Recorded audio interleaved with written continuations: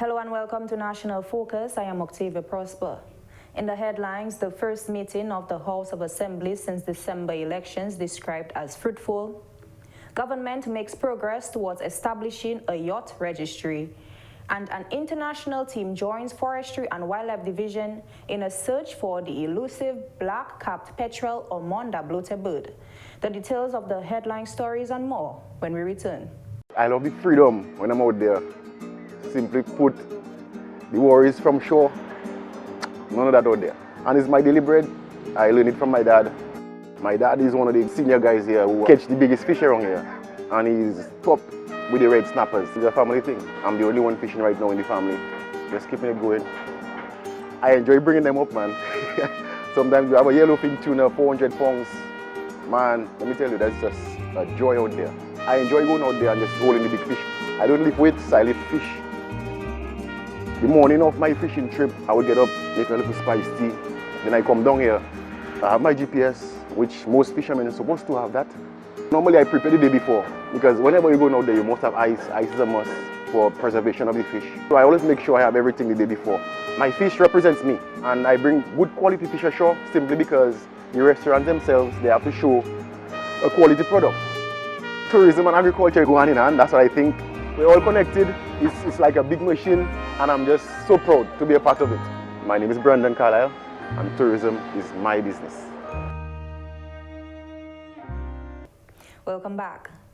A number of bills geared at economic relief for citizens passed in Parliament. Daryl Teet reports. The first meeting of the first session of the 11th Parliament has been completed, and from all reports and observations, it has been a fruitful and successful meeting. This was the first meeting of Parliament post the December 6, 2022 general elections, which saw the Dominica Labour Party winning 19 seats and independent candidates winning 2. The opening of Parliament saw the usual pomp and ceremony with the parade of uniformed troops to include the Commonwealth of Dominica Police Force, the Fire and Ambulance Service, and the Dominica Government Band. President of Dominica, His Excellency Charles Savran, took the official salute and inspected the troops before entering Parliament and delivering what is more than likely his final address to the Parliament as President of Dominica. President Savran congratulated all parliamentarians while advising new members to follow the rules of the House as outlined in the standing orders, in particular the rulings of the Speaker. Honorable Joseph Isaac was re-elected as Speaker unopposed, while Senator the Honorable Philip Rolle was also re-elected unopposed as Deputy Speaker. Members of Parliament took the oath or affirmation of allegiance. 15 of the 32 members of the House are entering Parliament for the first time. The Parliament of Dominica now consists of 11 women, while Prime Minister Honorable Roosevelt Skerritt is now the longest-serving member of the House. The new Parliament has approved supplementary estimates of expenditure for the fiscal year ending June 2022 in the amount of $235,717,376.20. A number of bills were also enacted aimed at bringing relief to the population, as outlined in the 2022-2023 National Budget. A bill to repeal the Highway Maintenance Levy Act was piloted by Minister for Public Works, Public Utilities and the Digital Economy, Honorable Fidel Grant, and received unanimous approval from the House. Other bills passed into law were the amendment to the Vehicle and Road Traffic Act, amendments to the International Maritime Act and the Civil Aviation Act, as well as amendments to the Value Added Tax Act and the Stamp Act and the Pensions Act. Parliament also approved a bill to amend the Title of Registration Act, piloted by Minister for National Security and Legal Affairs Honorable Rayburn Blackmore. This act allows for cheaper fees to be paid for the purchase of land and the transfer of titles. New Leader of the Opposition, Honorable Jesmer Paul Victor, assumes the chairmanship of the Public Accounts Committee, with the committee further comprising Honorable Philip Rolle, Honorable Austell Lockhart, and Honorable Delbert Paris. The Parliamentary Proceedings Broadcasting Committee comprises Honorable Fenella Wenham, Honorable Dr. Cassandra Williams, and Honorable Sean Douglas. The Privileges Committee is made up of Honorable Lakia Joseph, Honorable Darren Lloyd, Honorable Anthony Charles, and Honorable Laurie Victor, while the Standing Orders Committee is populated by Honorable Darren Pinard, Honorable Julian Defoe, Honorable Jesma Paul Victor, and Honorable Sean Douglas. The Creed Parliamentary Oversight Committee comprises the Attorney General, Honorable Levi Peter, Honorable Dr. Irvin McIntyre, Honorable Roland Royer, Honorable Lauren Henderson Reid, and Honorable Delbert Paris. Parliament has been adjourned. Sine die. The government of Dominica is making steady strides towards the development of the yachting sector. Curvia John reports. As part of the plan to create a robust and diverse tourism industry, the government, through the Ministry of Tourism, will be implementing various initiatives and building new infrastructure to attract yachts to Dominica. These include the creation of a yacht registry and the construction of a marina, both aimed at increasing Dominica's yacht capacity.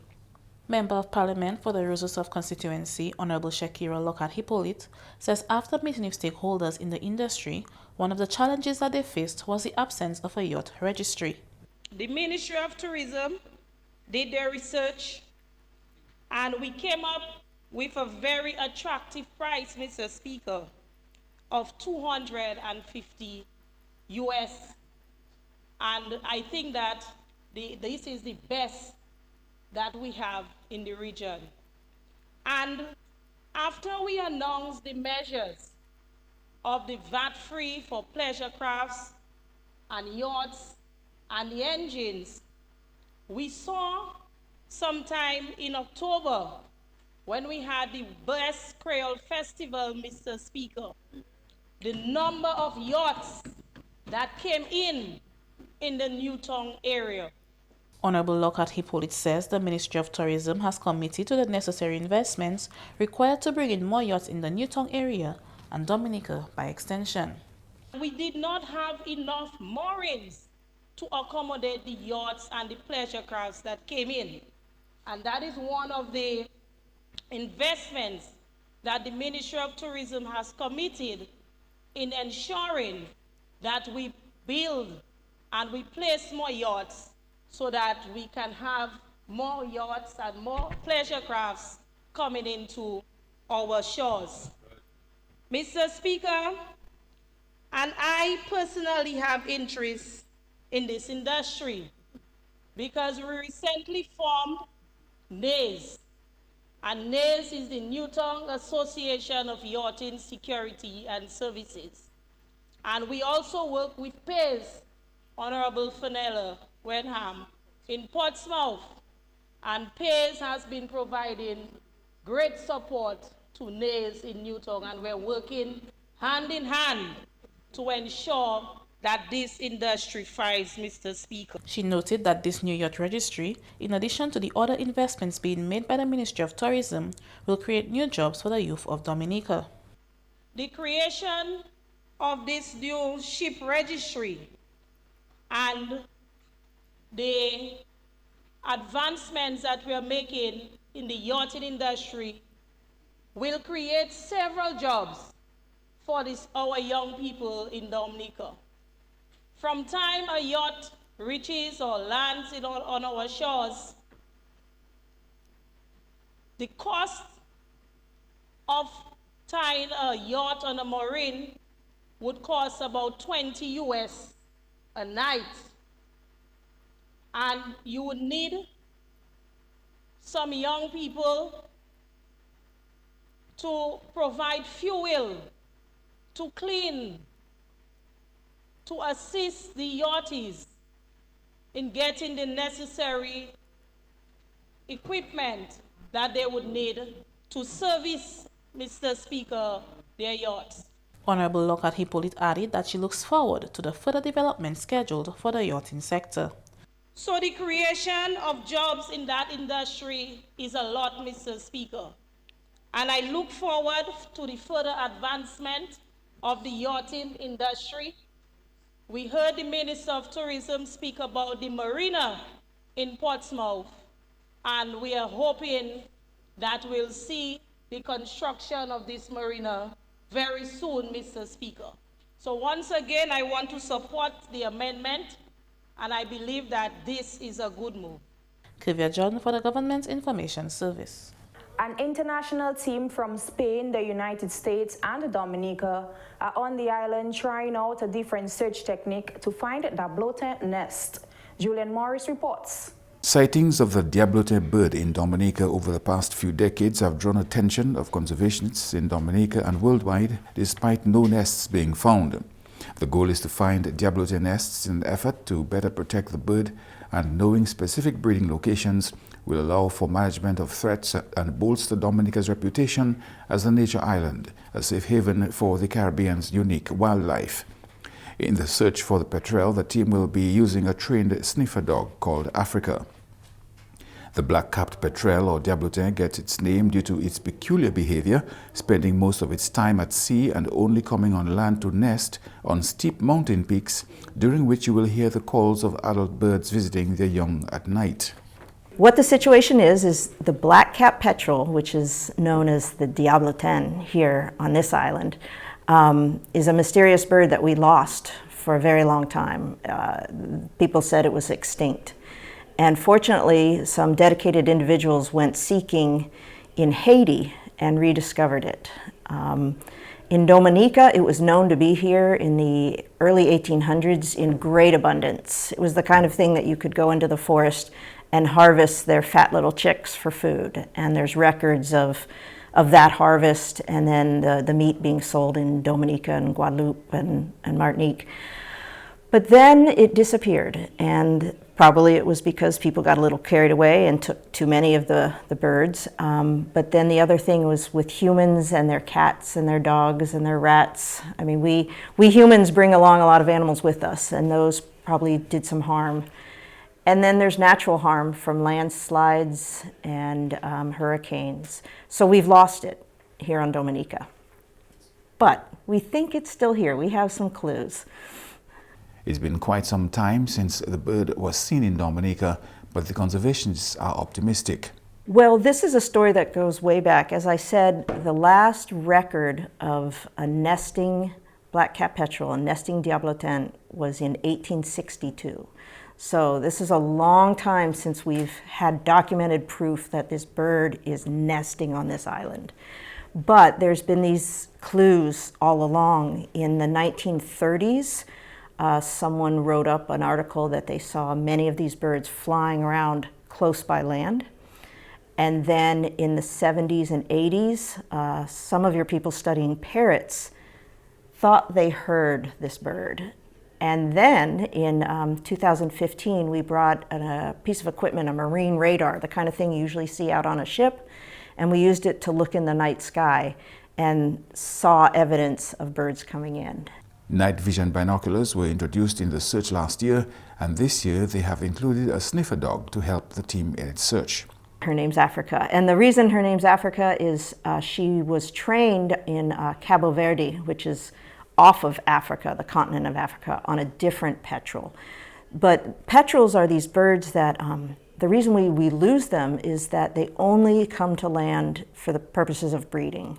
They spend most of their life just sailing out over the waves looking for small fish and squid. They don't want to come to land, but to have a baby, they need to come, to put their egg somewhere. And they come into land. They've chosen, well, the only places we think they are anymore are way up high, tops of peaks, sides of peaks, and they come in at night and they kind of crash into the trees and fall to the ground, and then they go underground.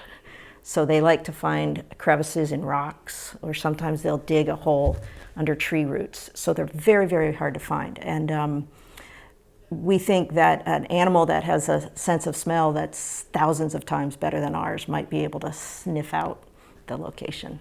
Dominica's landscape and culture has long been shaped by our biodiversity. Mont Diablotin and Mono Diab are constant reminders of the once abundant black-capped petrel, or Diablotin bird. if they had gone extinct, would my life be different? Would your life be different?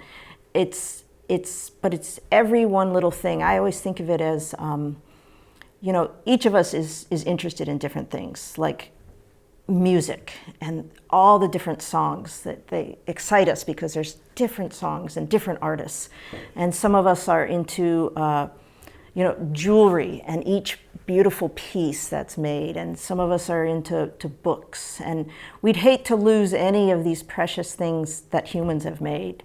And then when it's something from creation, these special insects and special birds and special flowers and trees, to lose that and it sort of be because of our actions or because of our inaction. We don't mean to destroy nature, but it happens just because maybe we didn't realize the damage that would come from letting animals onto this island that were never here before.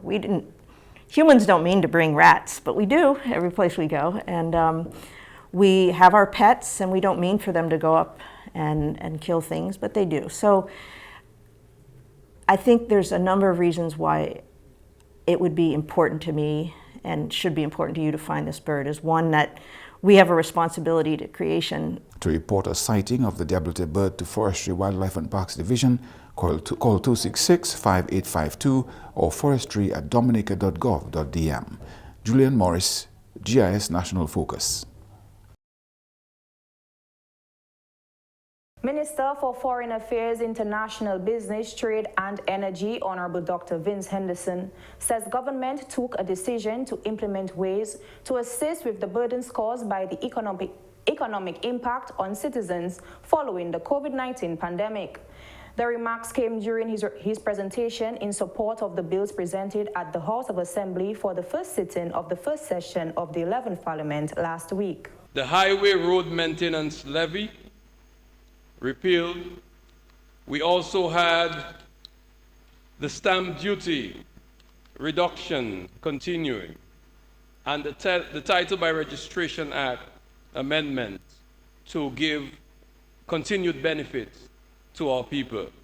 All of this are parts of a package that this government presented to ensure that we could reduce the burden on our taxpayers, ratepayers, road users, and all Dominicans.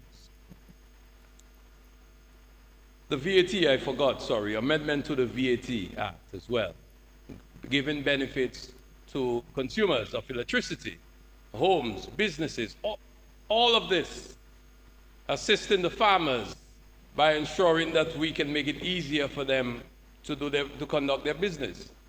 And all of these progressive steps were taken to reduce burdens on our people, but also to create better opportunities for them to make money.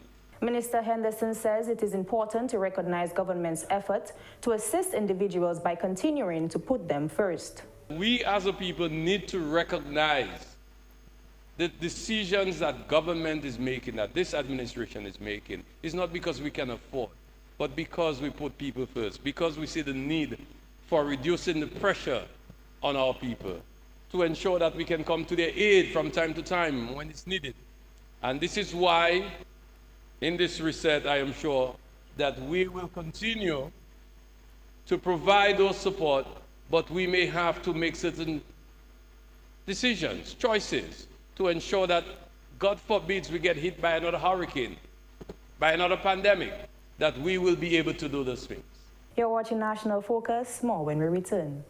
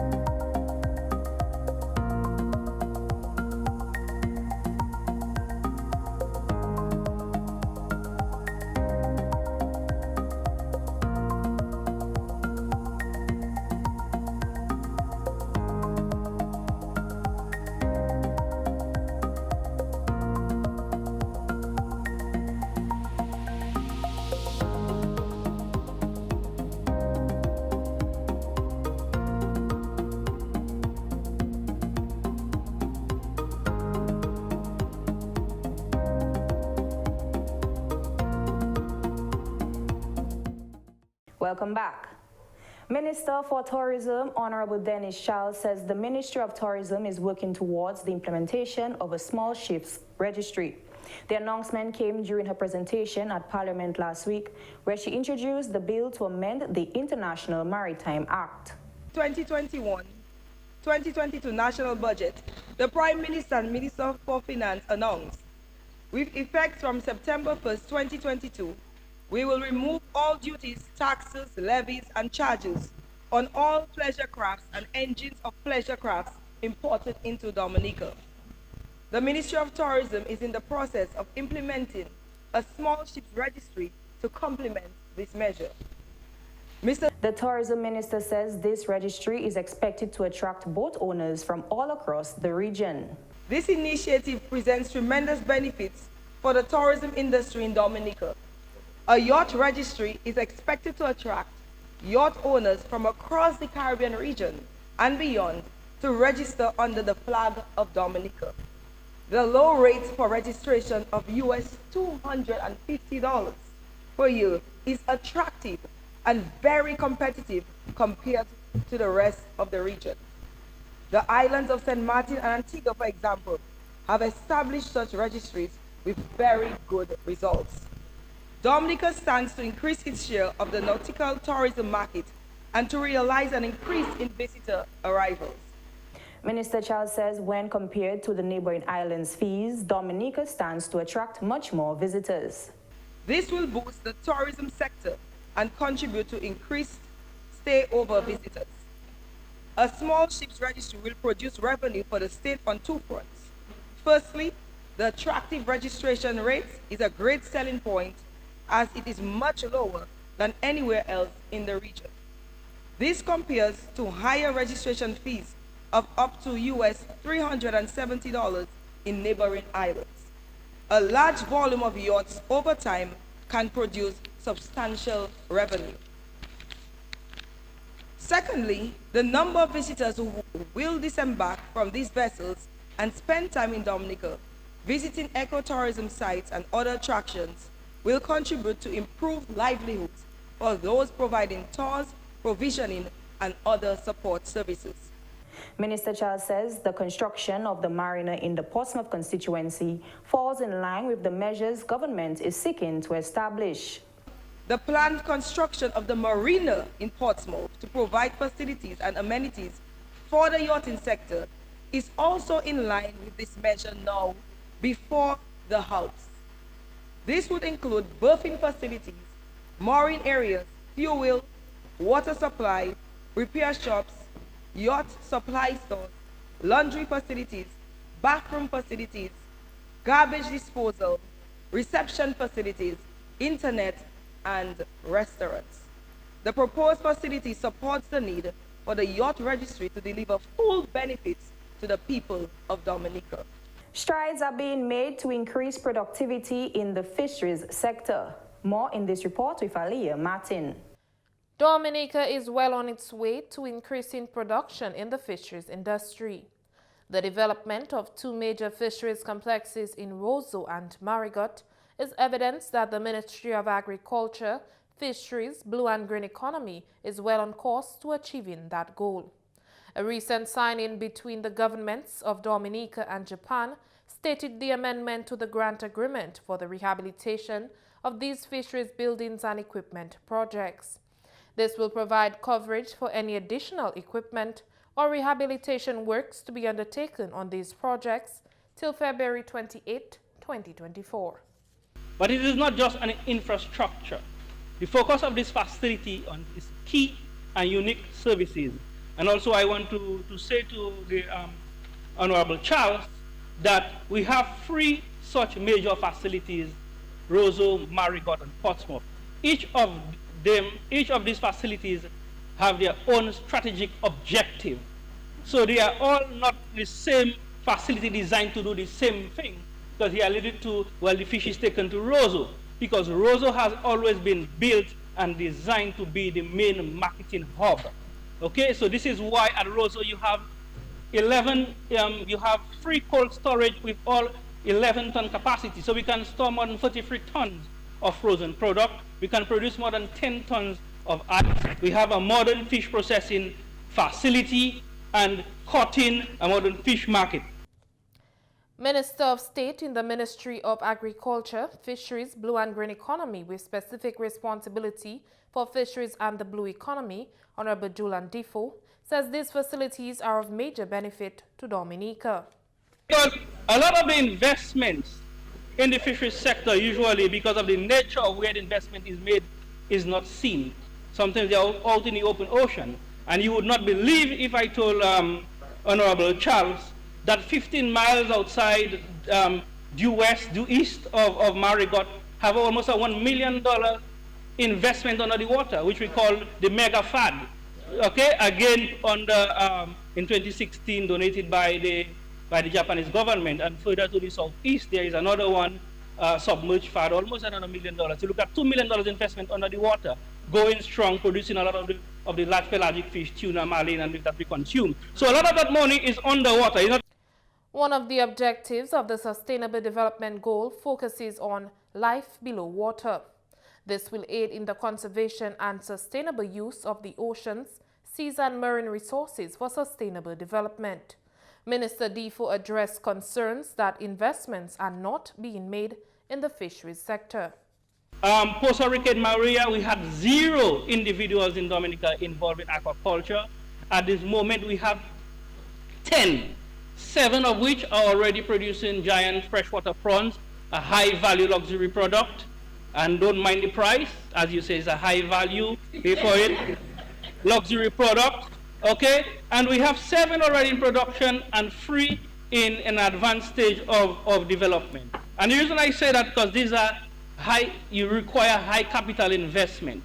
And these individuals have invested in these areas, knowing very well that it has high capital investment, but also with the confidence. The blue economy in Dominica continues to make significant strides in aquaculture and mariculture. The Casabru Secondary School has captured the crown for the 2023 Miss Teen Dominica. Miss Kenisha Antwine secured the win on Sunday against 4 other contestants. She captured the award for Best Talent. Jarissa Gage of the Convent High School emerged first runner-up after capturing awards for Best Promotional Speech, Best in Spectacular Creation, Best Spectacular Creation, Best Evening Wear, and Best in Evening Wear. Second runner-up was Miss Chavez Seaman. She secured awards for Miss Amity and Best Response to Question. Miss Photogenic went to Mia Williams from the Isaiah Thomas Secondary School. The other contestant was Miss Cheyenne Sylvester, representing the Dominica Grammar School. And that's all for this edition of National Focus. Be sure to follow GIS Dominica on Facebook, YouTube, and on Twitter. You can also drop us an email at gis@dominica.gov.dm. From all of us here on the GIS News Production team, I am Octavia Prosper. Thanks for watching and stay safe.